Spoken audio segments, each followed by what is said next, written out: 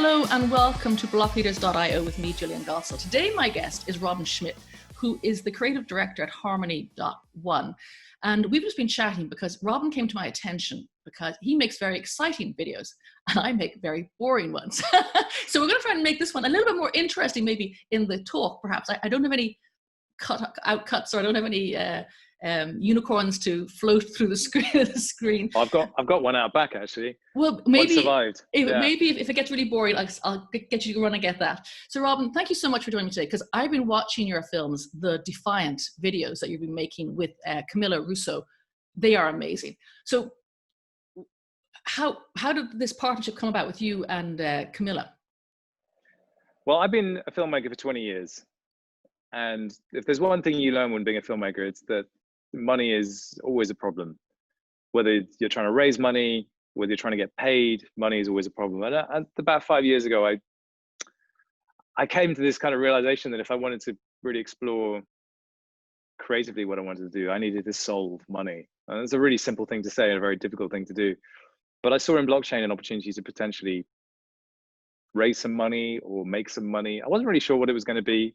Fell down a rabbit hole, and long story short, I pitched an idea to Harmony, which is about a long form documentary that would tell their story, but also perform one very important task, which was connect the tiny world of blockchain, which is, in the grand scheme of things, it's this big, with the real world. So we talked about throwing what Harmony does into the realosphere, making it relevant to real people, and finding a pop culture reference point that would allow us to really diffuse their story in the broader context. And it's the challenge we have every day. It's how do we make what we do relevant to the people who need it the most? How do we broaden the audience for what we're doing?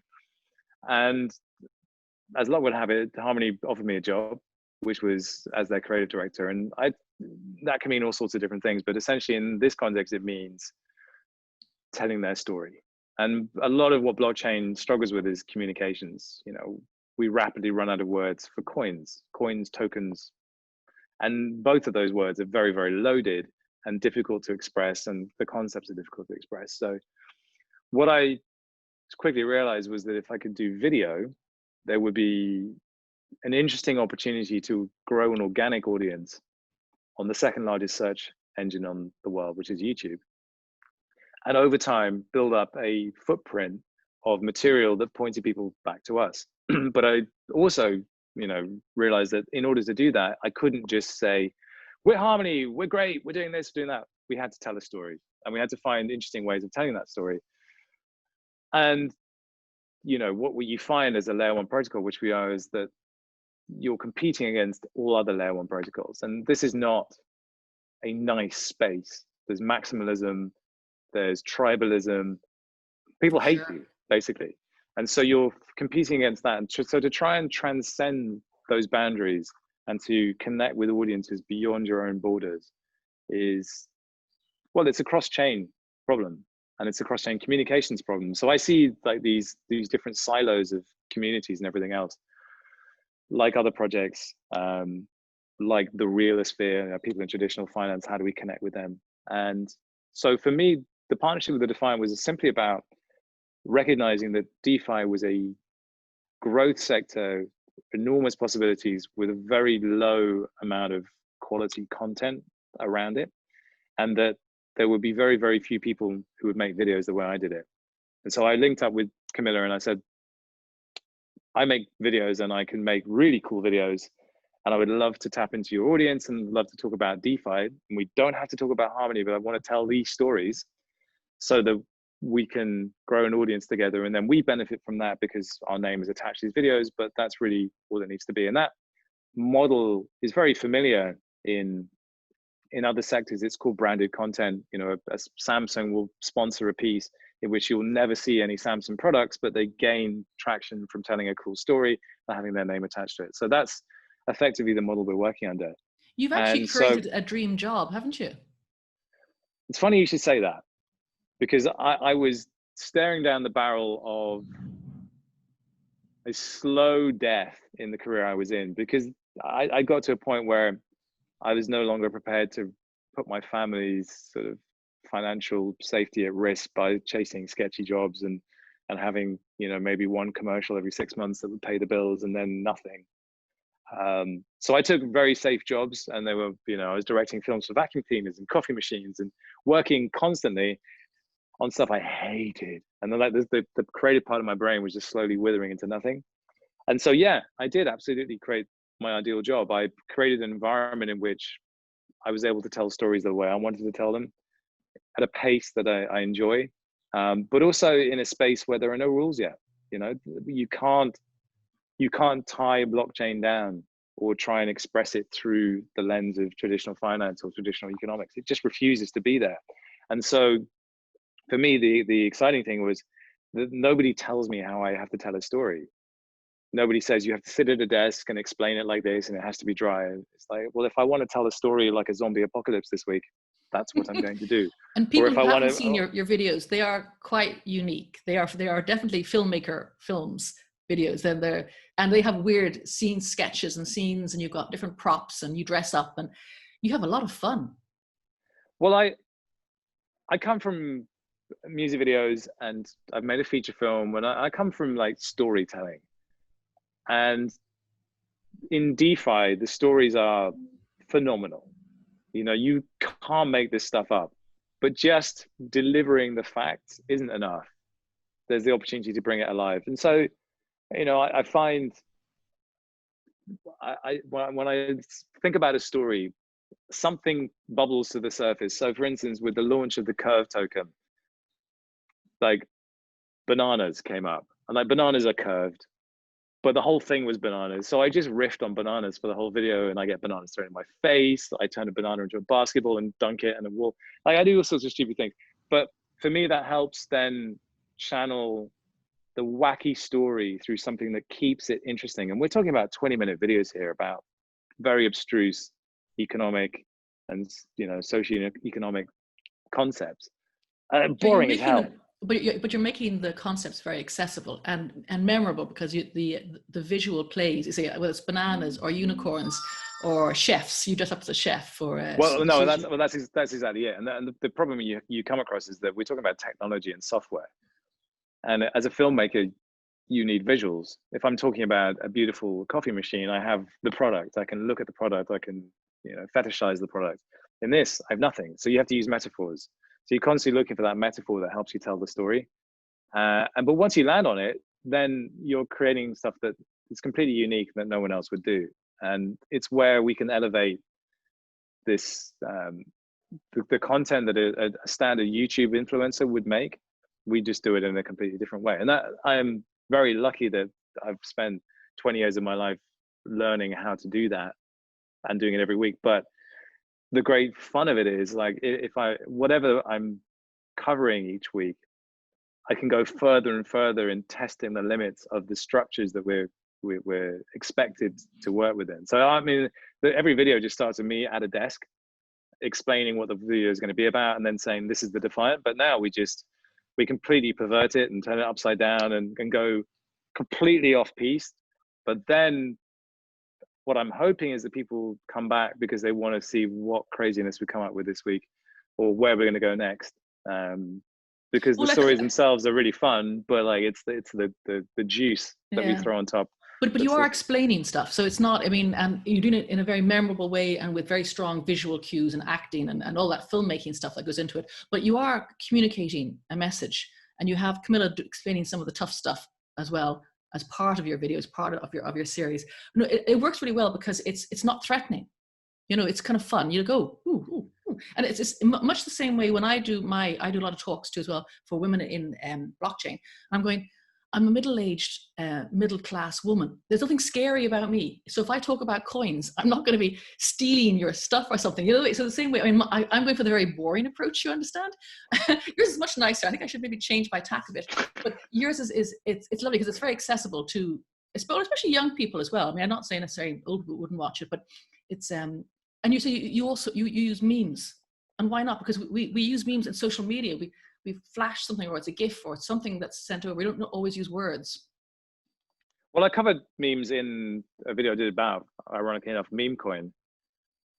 And I was trying to make the point that the likes of Noor Rabini, for instance, will savage this space and criticize it heavily, and with good reason, I'll be honest.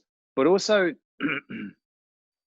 it's refusing to acknowledge that there is a different generation of people that work in a different way and have come to this because, for whatever reason, the reality in the world, whether it's economics or politics or social, that they find themselves in doesn't work. And so to demean them and to diminish their engagement with this is short-sighted, I think. So, and memes play a huge part in this. Most people are just trying to survive and trying to just get by whatever way they can. And so memes offer them this kind of really pithy, short, self-deprecating, funny way of surviving. And it's shorthand. It's shorthand too as well. It is shorthand. Very fast. You go, oh, I get that. Yeah.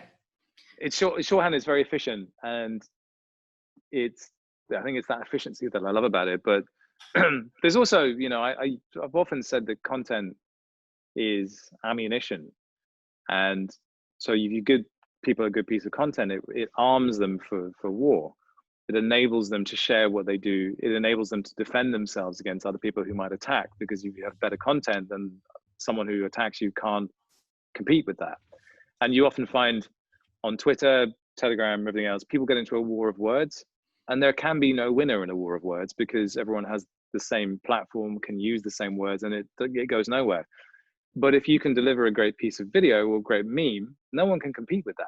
Yeah. Because they can't come back at it. So it's, in many ways, I'm an arms dealer in that sense, because I use that language because it is warfare out there. You get attacked constantly and mercilessly, and you know, it's like, you know, gamers, same thing. Well, I was going to say, you also use humor very effectively, and humor can diffuse a situation and explain at the same time. It's hard to be cross if someone's making you laugh, you know, if there's someone's different viewpoint, but they express it in a humorous way. It's like, oh, okay, I see his point, you know. Yes. Well, I think that, you know, if you looked at me, it would be quite easy to see someone with the accent that I have and the background that I have and think I was an a-hole. And so what I try and do is I try and remove that because we're so used to seeing people who are kind of slick and Wall Streety and dress up in suits tell us stuff, and then we're supposed to believe it because their accent's correct or they have the right background. I try and defuse all that by taking the piss out of myself. Diffuse, is that a new thing we're going to do? Diffused by the defiant. Yeah, but I think that's really important, because I find myself, when I'm pitching a story, feeling like I'm coming across superior, and I don't want that to be the case. So that's why we put the jokes in there, and I'm, you know, getting food thrown in my face or fish. Some fish and so, in the face. but honestly, where it comes from is just a personal love of surreal comedy. You know, like Chris Morris, The Day Today, Eric Andre, Tim and Eric, these things, and Zach Galifianakis, Between Two Ferns. I just find surreal, absurd satire, it just lands better and it's more memorable. And you know, if you try and do everything straight, it doesn't work. So, well, at least it doesn't work for me. Well, and that's why I'm here today, because I watched some of your videos and I went, oh, they're very funny and they're very powerful and they're very impactful. And they are explaining stuff too as well. You know, I'm learning stuff as I go along. You know, I was going to ask you to explain all the new terms in DeFi, but I don't think I will now, because I think people can just go to your videos and have a look there. Here's a plug. Sure.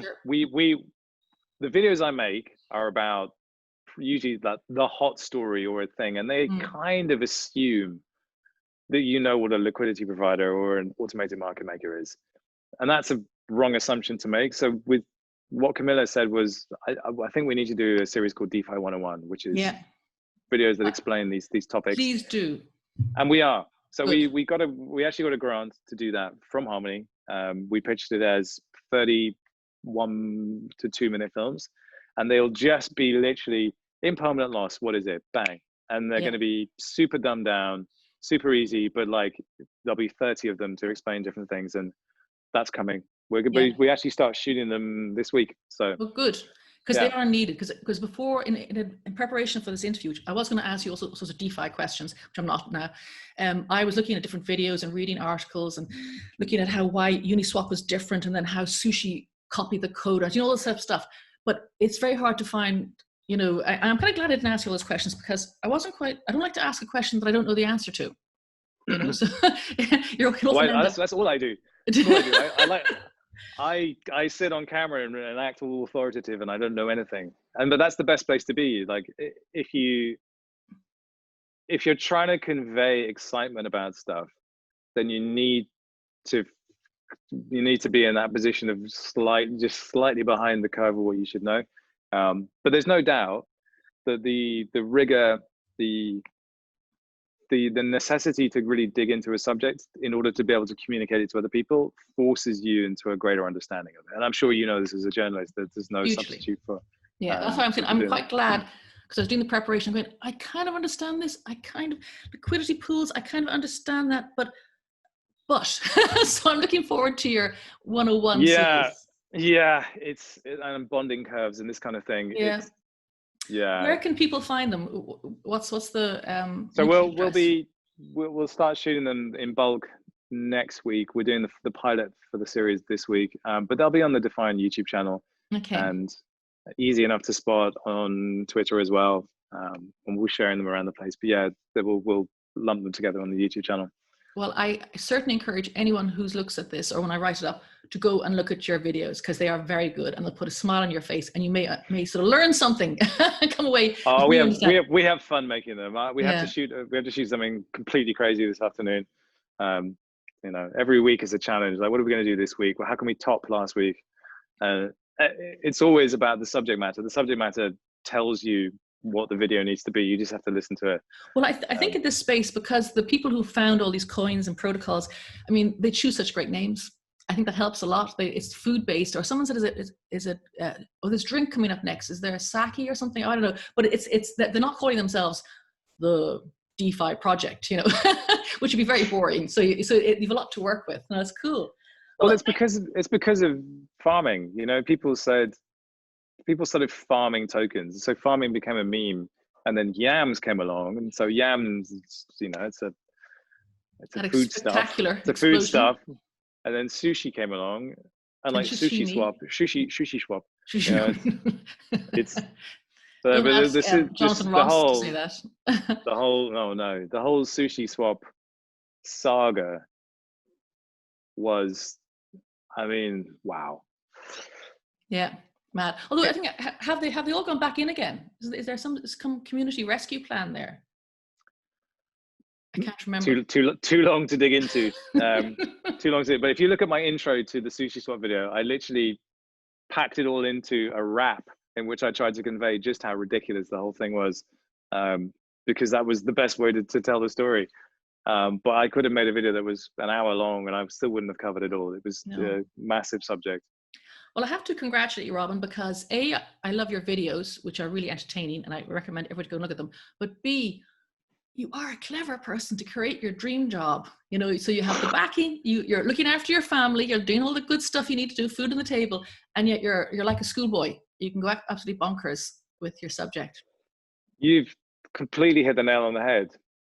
It's funny that you should pick that out, because I didn't plan it that way. I guess I did what I'm trying to do every day at the moment, which is I just leave everything open-ended. So I listen to what is out there, and it didn't happen overnight. For a long time I was making GIFs, but I was also still making the vacuum cleaner and coffee machine films, and I was hating it. But I started making GIFs, but really elaborate ones with visual effects, and I started kind of just putting them out there and giving them to projects. And I was hoping that I would be able to start a conversation where we could say, okay, well, I'm actually a filmmaker and I could help you with your communications. Didn't happen. But then I just took a punt, put a pitch together, flew myself out to San Francisco and went to meet Harmony. And I think the fact that I'd done that impressed them enough to kind of want to continue that conversation. And then the opportunity opened up. And I wasn't ever meant to be a video person for Harmony when I joined. But then, I said, this is what I'm best at. why don't we go You're down playing this to your route? talents. Yeah, no, absolutely. And I I mean, think sometimes the other issue is that marketing is this is also a meme. Like projects have communities, and those communities always demand more marketing, more awareness, because that drives token price. And so influencers, like, people who talk about blockchain and crypto have these audiences, and they can drive awareness. And what I don't think people realize is just how much that costs. Like an influencer to make a video, 25 grand, straight up. I'll do it for 10. Well, yeah, damn right you will. 25 grand. And, we're in the middle of a grants program at the moment. 25 grand will pay for a dApp. It will pay for 6 weeks of development on a dApp. Why would you spend that money on one video from one influencer who's not going to talk about you ever again? It's not organic. So we went, down this other route where we make all this content that is ours, that we own, and it's organic and it's growing slowly, yes, but it's ours. And there comes a kind of point where you hit critical mass and the YouTube algorithm starts recommending your content. We've seen it a couple of times with a couple of videos, but we know that we're just, maybe 6 weeks to a couple of months away from that being now a really, really kind of strong proposition for us. And once that happens and the algo's on our side, then we don't need those influencers anymore. And we've spent a year getting there, but that's 25 grand. Makes me okay. I'll do it for 5 crazy. grand. That's like the famous Churchill and Lady Astor conversation. She was asked, would you sleep with a man for $1 million, supposedly? And she said she would. And then he said, what about for 10,000? She retorts, said, how dare you ask? What do you think I am? He says, madam, we've already established what you are. Now we're haggling with the price. So I'll do it for $1,000, actually. I know. So I'm delighted to have met you today, Robin. I'm really thinking how I can up my videos. My videos are like this. Actually, this is quite an interesting video. I think the content is good, but it's not. I need a filmmaker. Yeah. Okay. Next Well, I mean, you have to kind of use what you're good at, and if you're good at conversations and talking, then that's your thing. Well, I enjoy it, that's for sure. I love it, and I love writing it up after. That's the real fun for me. So thank you so much again for your time. I'm going to come back to you. I want to do another interview, not this time about Nifties, but I'll come back and do a separate one and actually ask you content. Today was all about your filmmaking and just how you were communicating these difficult concepts to the great unwashed populace, and it's working. Ooh, the muggles. Yes. That's a discussion for all the day. Yeah. Okay. Thank you so much indeed for your time today, Robin. No problem.